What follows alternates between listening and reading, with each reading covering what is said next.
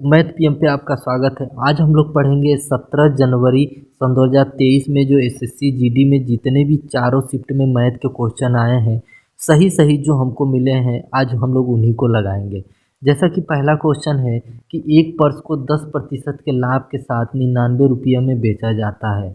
यदि इसे 72 रुपया में बेचा जाता है तो लाभ या हानि प्रतिशत बताइए। कह रहा है कि 10% लाभ के साथ कितने में बेचा जाता है, 99 रुपया में बेचा जाता है। उसी पर्स को अगर 72 रुपया में बेचा जाए तो कितना लाभ या हानि प्रतिशत होगा, यही बताना है। तो हमको पता है कि जैसे हर चीज़ कितने प्रतिशत में होती है, 100% में होती है। अब जैसा कि 10% का लाभ हो रहा है तो कितना हो गया, 110 हो गया। ठीक, 110% बराबर कितना है, 99 है। तो 11 से भाग देंगे, 11 कम 11 नवा 99। और यहाँ 10% बराबर क्या कितना निकला, 9 रुपया निकला। अब हमको पता करना है कि 72 रुपया में बेचे तो कितना प्रतिशत आएगा। तो यहाँ पे अब 72 लिखिए, 9 एक कम 9, 9 8 72। कितना बार में गया, 8 बार में। तो 8 से इसको गुणा करिए तो कितना हो जाएगा, 80% हो जाएगा। ठीक है। अब जैसा कि आपको पता है कि हर चीज़ 100% में हो रहा है, लेकिन ये जो संख्या थी कितना प्रतिशत में थी, 80% थी। तो कितने प्रतिशत का लॉस हुआ, 20% की हानि हुई, जो कि आपका आंसर हुआ। अब दूसरा क्वेश्चन है कि 7.13 पे बार प्लस 8.31 पे बार प्लस 4.23 पे बार है। तो आपको पूरा इसको सरल करना है। ठीक है। तो जैसा कि दशमलव है, जैसे मान लीजिए 7.5 को हम लोग क्या लिख सकते हैं, 7 प्लस 0.5 लिख सकते हैं कि नहीं लिख सकते हैं। इसी तरह इसको भी लिखेंगे, प्लस बार 8 प्लस 0.31 पे बार 4 प्लस 0.23 पे बार। ठीक। अब इसको हमने क्यों लिखा है कि क्योंकि जो बाहर की गिनती है उसको मैं जोड़ सकूं। तो 8 4 12, 12 7 कितना होता है, 19 होता है। तो 19 लिख दिया। अब यहाँ पे जो बार है, दशमलव और बार को हटाने के लिए जितने अंक पे बार रहेगा उतना 9 नीचे बढ़ा दीजिए। 13 पे बार था, मतलब 2 अंक पे बार था तो 2 9 नीचे। इस पे भी 2 अंक पे बार है तो 2 9 नीचे। बार और दशमलव दोनों हट जाएगा। ठीक। 23 पे बार था तो 2 9 नीचे। अब जैसा कि आपको पता है कि हर बराबर है तो हम लोग अंश को क्या करेंगे, जोड़ लेंगे। ठीक। 3 1 4 और 4 3 कितना हो जाता है, 7 हो जाता है। 7 लिख दिए। 3 और 2 5 और 5 और 1 कितना हो जाता है, 6 6 लिख दीजिए। और नीचे कितना है, 99 99 लिखिए। अब यहाँ पे क्या दिया, 19 प्लस दिया है तो 19 प्लस। अब इसको जैसे मान लीजिए इसको मैंने इस तरह लिखा हूँ, तो फिर इसको मैं इस तरह लिख सकता हूँ जैसा कि ये है। इसको मैं ऐसे लिखूँगा, 19 सही 67/99। ये आपका क्या हो जाएगा, आंसर हो जाएगा। अभी इसको जो है इस तरह भी लिख सकते हैं। जैसे मान लीजिए इसको मैंने इस तरह लिखा है, फिर इसको मैं इस तरह फिर लिख सकता हूँ। जैसे 19.99 को हटाएंगे तो 67 पे क्या हो जाएगा, बार हो जाएगा। अब निर्भर ये करता है कि ऑप्शन में आपका ये दिया था कि ये दिया था, जो दिया था वही आपका क्या हो जाएगा, आंसर हो जाएगा। तीसरा क्वेश्चन है कि एक खुदरा विक्रेता 10% छूट देने के बाद 2700 रुपये में एक वस्तु को बेचता है, तो वस्तु का अंकित मूल्य क्या है। ठीक है। जैसा कि हमको पता है कि हर चीज़ कितने प्रतिशत में रहती है, 100% में रहती है। इसने क्या किया है, 10% की छूट दे दिया है, मतलब उस वस्तु को कितने प्रतिशत में बेचा है, 90% में बेचा है। और रुपये में कितना बेचा है, 2700 रुपये में बेचा है। अब हमको क्या करना है कि हमको 100% ज्ञात करना है। कितना प्रतिशत ज्ञात करना है, 100% ज्ञात करना है। तो यहाँ पे देखिए 0 से 0 कटा, 9 से और 9 त्रिक 27 कटा, मतलब 1% बराबर आपका कितने रुपये के बराबर है, 30 रुपये के बराबर है। तो 100% ज्ञात करने के लिए हम लोग किससे गुणा करेंगे, 100 से गुणा करेंगे। तो हमारा कितना आ गया, 3000 आ गया। तो उस वस्तु का अंकित मूल्य आपका कितना निकला, 3000 निकला। अब चौथा क्वेश्चन है कि √6 माइनस √6 माइनस √6 माइनस कहाँ तक, अनंत तक दिया है। अगर इस टाइप के आपको सवाल नहीं आते हैं तो आप मेरे वीडियो में जाके आप देख सकते हैं। इस पे मैंने पूरा एक वीडियो बनाया है 10 मिनट का। तो ये इस क्वेश्चन को लगाते हैं। तो सबसे पहले इस नंबर को हम लोग 2 भागों में तोड़ेंगे और दोनों भाग को तोड़ेंगे, जिसका गुणा करने पे हमारा क्या आना चाहिए, 6 आना चाहिए। और उन दोनों भाग को घटाने पे हमारा 1 आना चाहिए। ठीक है। अगर हम देखें 6 को हम कैसे तोड़ सकते हैं, 6 कम 6 तोड़ सकते हैं। तो गुणा करने पे 6 6 को अगर 1 से गुणा करेंगे तो 6 तो आ जाएगा, लेकिन 6 में से अगर हम 1 घटाएंगे तो 5 आएगा। तो ये हमारा सेटिस्फाई नहीं करता है। अब हम क्या करेंगे, 3 और 2 में तोड़ेंगे। 3 को अगर 2 से आप गुणा करेंगे तो 6 आ जाएगा। 3 में अगर 2 घटाएंगे तो क्या है, 1 आ जाएगा। मतलब ये दोनों नंबर हमारा क्या है, सेटिस्फाई कर रहा है। अब ध्यान देने वाली बात है कि अगर यहाँ पे माइनस का चिन्ह रहेगा तो हमारा आंसर छोटी वाली गिनती आएगी। अगर यहाँ पे प्लस का चिन्ह रहता तो हमारा कौन सा आंसर आता, बड़ी वाली गिनती आती। तो यहाँ पे माइनस का चिन्ह है तो आंसर क्या आ जाएगा, हमारा 2 आ जाएगा। 5वां क्वेश्चन है कि दो संख्याओं 5:4 के अनुपात में है। यदि पहली संख्या का 40% 120 है तो दूसरी संख्या का 60% किसके बराबर होगा। कह रहा है दो संख्याओं का अनुपात 5:4 में है। जब संख्या अनुपात में रहती है तो इसमें किस चीज़ की कमी रहती है, मस की कमी रहती है। तो हम मस क्या मान लेते हैं, यक्स मान लेते हैं। तो ये संख्या क्या हो गई, 5x हो गई और ये 4x हो गई। फिर इन्होंने कहा है कि पहली संख्या का 40%, तो पहली संख्या क्या है, हमारा 5x है। 5x का 40% कितने के बराबर है, 120 के बराबर है। ठीक है। फिर कह रहा है कि दूसरी संख्या का 60% किसके बराबर है। तो दूसरी संख्या का 60% किसके बराबर है। अब इसमें जो हल करेंगे, x का जो मान आएगा इसमें रख के हल कर लेंगे, वही हमारा आंसर हो जाएगा। तो 20 दूना 20 पंचे, 5 से 5 कटा, 2 से काटे तो 60। तो x बराबर कितना निकला, 60 निकला। अब 60 यहाँ पे रख देंगे तो 4 गुणे 60 गुणे 60, ये 60 था तो 60 हो गया बट्टे 100। 1 0 से 1 0, 1 0 से 1 0। ठीक, 6 चौक कितना हो गया, 24। और फिर 6 से गुणा करेंगे, 6 चौक 24 के 4 और 6 दूना 12 और 2 14। तो कितना आ गया, 144 हो गया, जो कि आंसर हुआ आपका। अब छठवां क्वेश्चन है कि 250 और 400 के बीच कितनी संख्याएं 7 से विभाजित हैं, आपको ये बताना है। ठीक है। इस टाइप का देखिए, सभी टाइप का एक न एक क्वेश्चन हर शिफ्ट में पूछा जा रहा है। ठीक है। और कहीं अलग से कोई अलग टाइप का क्वेश्चन नहीं आ रहा है, तो ध्यान से इसको लगाइए और आराम से जाइए। ठीक है। तो हम सबसे पहले इसमें क्या करेंगे, आपको इसको 7 से विभाजित करना है, इसको 7 से विभाजित करना है, दोनों को क्या करना है, घटा देना है, वही आपका आंसर हो जाएगा। 7 से इसको विभाजित किए तो कितना बार में जाएगा, 7 चौक 28, कितना बचा, 4 बचा और 7 पचे 35, 45 आ गया। 7 से इसको करते हैं, 7 पचे 35, सॉरी 7 त्रिक 21 जाएगा, यहाँ पे 3 रहेगा। ठीक है। 4 बचा, 7 पचे 35, 7 पचे 35 बचा 5, 7 सत्ते 49। अब दोनों को क्या करेंगे, घटाएंगे। 7 में से 5 गया कितना बचेगा, 2। अब 5 में से 3 गया कितना बचेगा, 2 बचेगा। तो हमारी 22 संख्याएं हैं जो 250 और 400 के बीच में जो 7 से कट रही हैं।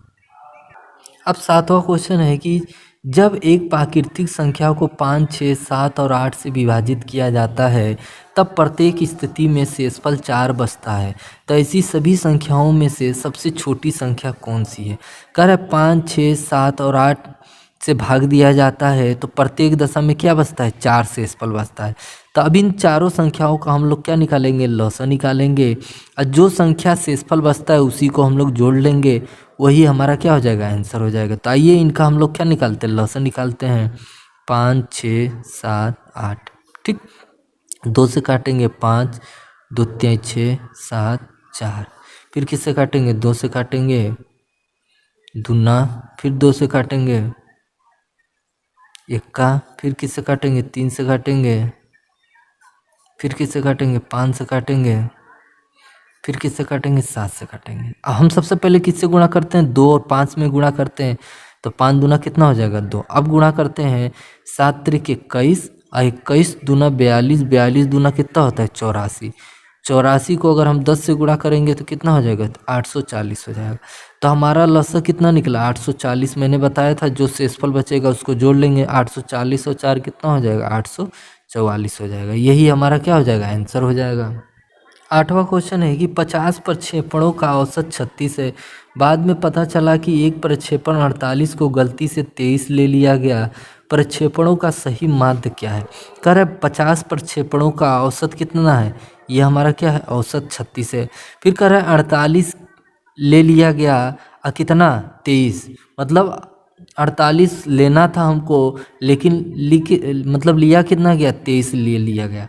मतलब अब हम क्या करेंगे 48 को, मतलब 48 में से 23 घटाएंगे, 8 में से 3 गया 5 और 4 में से 2 गया, कितना बचा 2, मतलब 25 हमको और लेना था। लेना कितना था 48 लेना था, लेकिन हमने कितना ले लिया था 23 मतलब 23 गलती से ले लिया था, लेकिन 25 और लेना था हमको। ठीक है, तो हम क्या करेंगे 25 को कितने भागों में बांटेंगे, 50 भागों में बांटना है।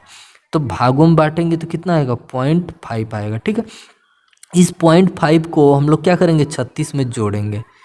ठीक है, तो क्या हो जाएगा 36.5 आएगा।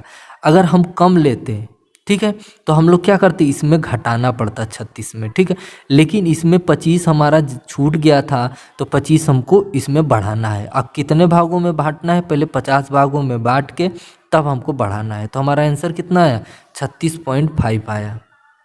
अब नौवां क्वेश्चन है कि पहले 100 प्राकृतिक संख्या लिखने में कंप्यूटर की कीबोर्ड के अंकों को कितनी बार दबाने की आवश्यकता है। ठीक है, जो कंप्यूटर में कीबोर्ड होता है उसमें एक एक अंक लिखा रहता है। उस एक एक अंक को दबाने के लिए 1 से लेके अगर हमको 100 तक गिनती लिखना है तो कितनी बार उन बटन को दबाना पड़ेगा। तो हमको पता है कि 1 से लेके 9 तक कितना रहता है, एक एक अंक रहता है। कितना रहता है, एक एक अंक रहता है। और 10 से लेके कितना तक 99 तक कितना अंक रहता है, 2 अंक रहता है। और 100 जो है कितने अंक का रहता है, 3 अंक का रहता है। ठीक, तो 1 से लेके 9 तक कितना अंक है, 1 अंक है। तो 9 से हम किससे गुणा करेंगे, 1 से गुणा करेंगे तो 9 आया। अब 10 से लेके 99 तक मतलब कितनी संख्याएं हैं, 90 ऐसी संख्याएं हैं जिसमें कितना अंक रहता है, 2 संख्या रहता है। तो 90 को हम 2 से गुणा करेंगे 180 हो गया। और 100 में जो है 100 का कितना अंक रहता है, 1 अंक रहता है, जिसमें कितनी संख्या है, 3 संख्या हैं, जैसे 1 2 3। तो इसमें 3 से गुणा करेंगे 3 हो गया। अब तीनों को हम लोग जोड़ लेंगे, 180 या 9 189 या 189 3 कितना हो गया 192। तो कीबोर्ड में कितना बार दबाना पड़ेगा, 192 बार दबाना पड़ेगा, तब हम 1 से लेके 100 तक गिनती लिख सकते हैं।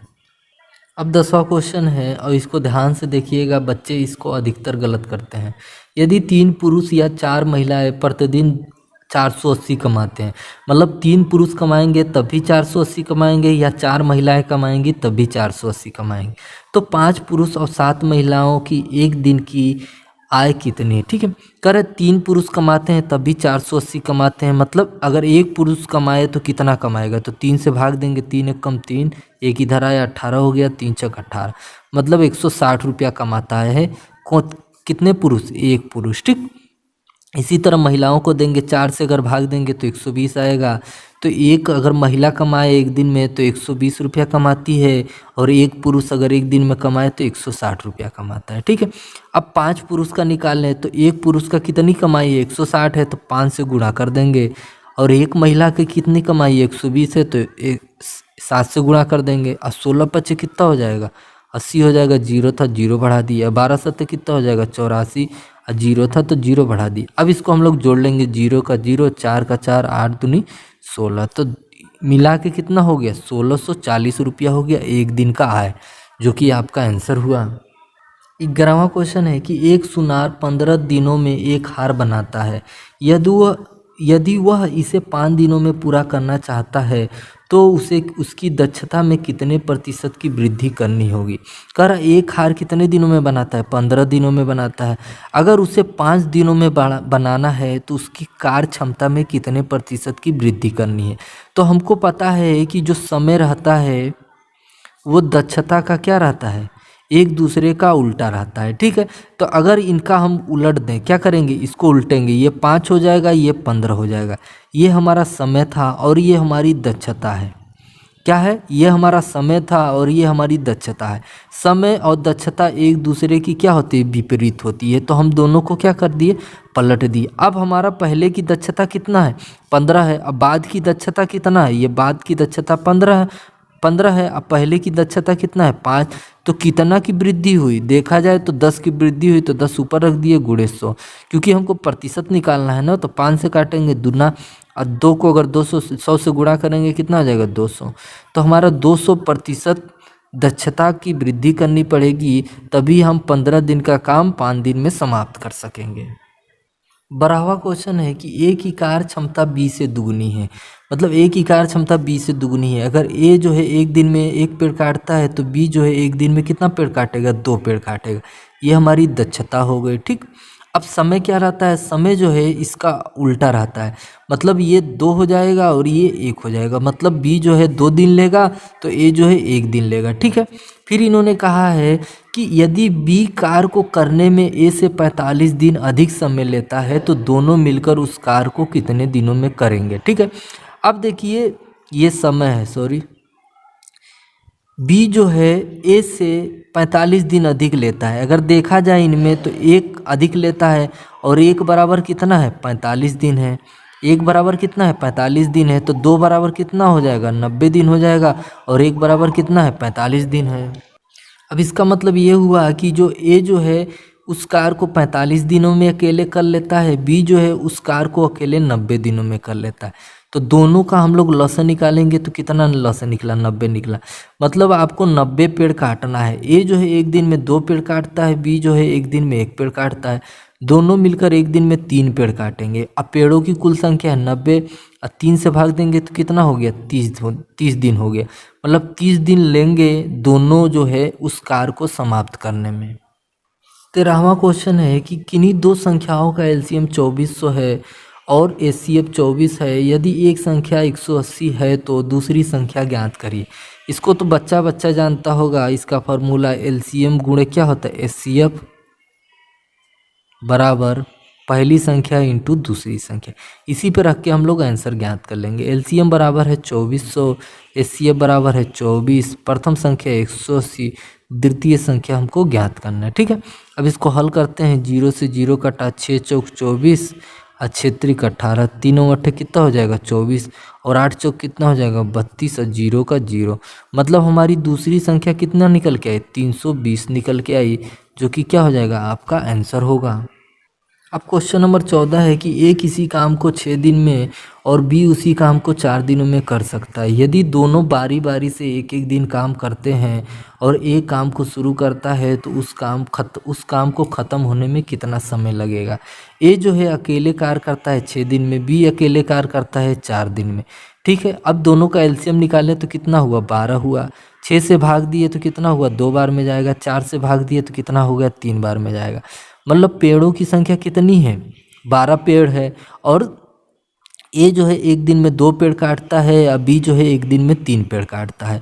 अब इन्होंने कहा है कि पहले ए काम करेगा, फिर उसके बाद बी काम करेगा, फिर ए काम करेगा, फिर बी काम करेगा, फिर ए काम करेगा, फिर बी काम करेगा। ऐसे ही काम चलता रहेगा। ठीक है, अब हमको 12 पेड़ काटना है तो देखते हैं कितने दिन में कटता है। पहले ए 2 पेड़ काटेगा, फिर बी 3 पेड़ काटेगा, फिर ए 2 पेड़ काटेगा, फिर बी 3 पेड़ काटेगा, फिर ए 2 पेड़ काटेगा, फिर बी 3 पेड़ काटेगा। ठीक है, अब देखते हैं। 3 2 5, 5 2 7, 7 3 10, 10 2 12। मतलब यहाँ तक हमारा 12 पेड़ कट गया। अब पेड़ों की संख्या कितनी थी, 12। अब 12 पेड़ कट गया, कितना दिन लगा, 1 2 3 4 5, मतलब 5 दिन लगा। यही हमारा क्या हो जाएगा, आंसर हो जाएगा। 15वां क्वेश्चन है कि 20% और 35% का दो क्रमिक छूट कितने प्रतिशत के एकल छूट के बराबर होगा। तो इसको कौन से फार्मूले से लगाएंगे हम लोग, प्रथम प्लस दूसरे वाले से। क्या लगाएंगे, प्रथम संख्या प्रथम छूट द्वितीय छूट माइनस प्रथम छूट गुणे द्वितीय छूट बट्टे 100 से लगाएंगे। इसी पे लगाते हैं। प्रथम छूट है 20, तृतीय छूट है 35 माइनस 20 गुणे 35 बटा क्या हो जाएगा 100। 20 से कम 20, 20 पंचे 100, 5 से कम 5, 5 सत्ते 35। अब 35 20 कितना हुआ आपका 55 हुआ। अब 55 माइनस मतलब 7 से कम 7, 55 में से अगर 7 जाएगा तो कितना होगा 48 होगा। मतलब एकल छूट कितना निकला 48% निकला, जो कि आपका आंसर हुआ। अब 16वां क्वेश्चन है कि एक धनराशि चक्रवृद्धि ब्याज पर 5 वर्षों में दुगनी हो जाती है तो ब्याज की समान दर पर वह कितने वर्षों में 8 गुनी हो जाएगी। ठीक है, कह रहा है कि 5 वर्षों में कितना हो रहा है, 2 गुनी हो रही है। तो 2 गुनी हो रही है तो इस 2 के रूप में हम 8 को तोड़ेंगे। क्या करेंगे, 2 के रूप में 8 को तोड़ेंगे तो 2 गुणे 2 गुणे 2, मतलब 2 को 3 बार गुणा करेंगे तो क्या हो जाएगा 8 हो जाएगा। अब कितना बार गुणा किया है, 3 बार गुणा किया है। तो ये जो वर्ष है इसको हम किससे गुणा करेंगे, 3 से गुणा किए हैं। कितना बार गुणा किया इधर 3 बार, तो हम इधर भी 3 से गुणा करेंगे, तो 3 पच क्या हो जाएगा 15 हो जाएगा।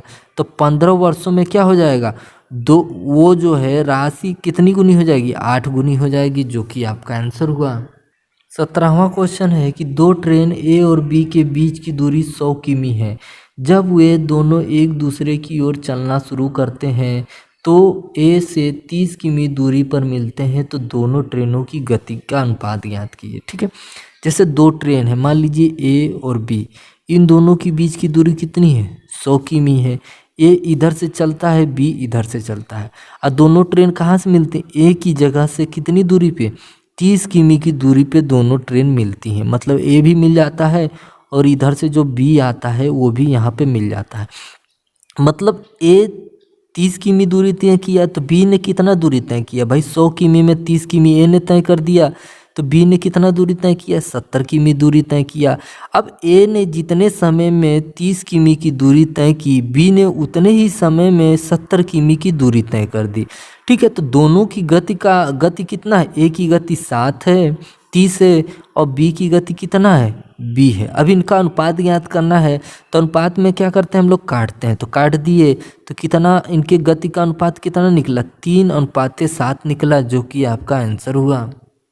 अब 18वां क्वेश्चन है कि यदि ए 5 किमी घंटे की चाल से 25 किमी चलता है और 4 किमी घंटे की चाल से 20 किमी चलता है, तो उसकी औसत गति ज्ञात करें। ठीक है, अब जैसे 5 किमी घंटे की चाल से वो कितना दूरी तय करता है, 25 किमी चलता है, और 4 किमी घंटे की चाल से 20 किमी चलता है। औसत चाल बराबर क्या होती है, कुल दूरी बटा कुल समय। ठीक है, तो कुल दूरी कितनी है, 25 ये है, 20 ये है, दोनों को हम लोग जोड़ लेंगे। ठीक है, अब इनका समय कितना हुआ, समय बराबर क्या होता है, दूरी बटे चाल होता है। तो दूरी क्या है पहले की 25 और चाल क्या है 5, तो 5 से काटे तो कितना हुआ, तो पहले ने कितना समय लिया, 5 घंटा लिया, तो 5 लिख दिए। दूसरे ने कितना समय लिया, 4 एकम 4, 4 पंच 20, तो ये इसने भी 5 घंटा लिया, तो 5 लिख दी। ये हमारा कुल समय हो गया, ये हमारा कुल दूरी हो गया। 25 और 20 कितना हुआ, 45। अब 5 5 जोड़ेंगे तो कितना हुआ, 10। अब भाग देंगे तो कितना हो गया, 4.5। तो 4.5 किमी प्रति घंटे से उसकी क्या निकली, औसत चाल निकली। तो यहाँ तक वीडियो में बने रहने के लिए बहुत बहुत धन्यवाद।